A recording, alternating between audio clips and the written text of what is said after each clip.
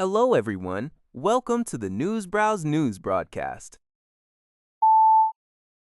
According to a report by the Liberty Times, Bloomberg has revealed that the European Union is preparing to issue warnings to its citizens and businesses regarding a potential trade war with China. During a recent closed-door meeting, senior EU Commission officials agreed that the current trade and investment relationship with Beijing is unsustainable and pledged a stronger, more unified response, while privately acknowledging the risk of Chinese retaliation. Over the past 3 years, the EU has debated de-risking strategies to secure alternative supply chains for critical materials and semiconductors. Though progress remains slow, Bloomberg Economics estimates that a one-year cutoff of Chinese rare earths and magnets could jeopardize $4.4 trillion in global GDP, leaving Germany highly vulnerable. Amidst these concerns, the EU is considering temporary relief of sanctions on certain Chinese chip makers to avoid immediate supply disruptions for European automakers. Simultaneously, the EU is exploring new trade defense tools to counter unfair state subsidies and industrial overcapacity, as a recent OECD report highlighted that heavy government subsidies drive up to 60% of Chinese firms' global market share growth. According to reports from Xinhuanet, the U.S. Department of War has notified allies of plans to right-size American contributions to the NATO force model. This strategic shift, announced by the U.S. European Command, aligns with Washington's 2026 National Defense Strategy and a new vision for NATO 3.0. DOSTCOM Commander Alexis G. Grinkwich stated that there has been an unhealthy codependence on U.S. forces within the alliance. Given the potential for simultaneous conflicts across multiple theaters, the U.S. believes it is necessary to rebalance responsibilities. Washington is calling on Canada and European nations to increase their defense burden, specifically by providing more manned and unmanned aircraft, as well as naval vessels.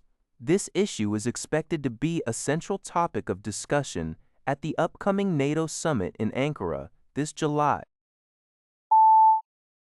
According to a report by NTD News, the Chinese regime is moving to tighten its control over outbound technology and data flows, codifying its regulatory interventions into law. The move comes just 1 month after Beijing forced Meta to unwind its $2 billion acquisition of the artificial intelligence startup Manus. On Monday, Beijing officially issued new regulations that require prior government authorization for any export of restricted goods, technology, or data. This policy is part of a broader aggressive campaign by the Chinese authorities to lock down domestic technology and ensure that valuable artificial intelligence assets remain within the country. Experts view these measures as a significant escalation in Beijing's efforts to guard its technological landscape against foreign integration and secure its position in the global AI race.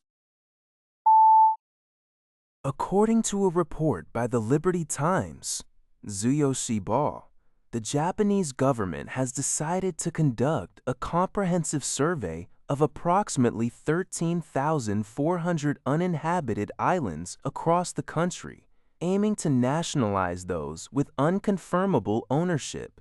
This move comes in response to growing national security concerns triggered by consecutive reports of Chinese nationals purchasing uninhabited Japanese islands. Specifically, in 2023, a Chinese woman released a video claiming she had purchased Yanaha Island in Okinawa, which lies near major U.S. military bases. More recently, another Chinese national acquired land on Kasasa Island in the Sato Inland Sea, situated close to critical U.S. and Japanese self-defense force bases. Experts and officials fear that these locations could be used by foreign entities to gather intelligence via drones, or serve as bases for illegal activities such as smuggling and human trafficking.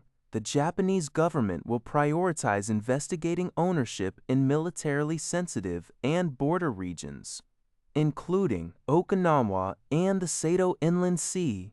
Islands with unregistered inheritance or unidentifiable owners will be nationalized, and the government plans to regularly monitor these islands using satellite imagery and aerial radar. TechCrunch reports that Meta has officially launched its AI customer support assistant, now called the Meta Business Agent, globally on WhatsApp. This rollout follows nearly 2 years of testing in markets like India and Mexico, aimed at transforming WhatsApp into a robust workflow software tool for small and medium-sized businesses.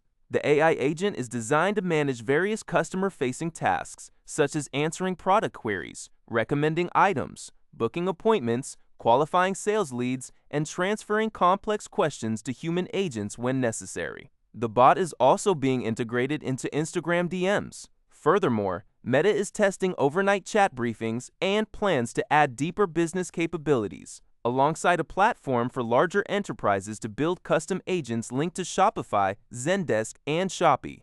To monetize this service, Meta plans to include the AI agent in specific tiers of its WhatsApp Business Premium subscription. For larger enterprises, pricing will be calculated based on token usage. This represents a significant shift for WhatsApp as it seeks new avenues to monetize its massive global business messaging footprint. That's all for this video. Thank you for watching. See you in the next video.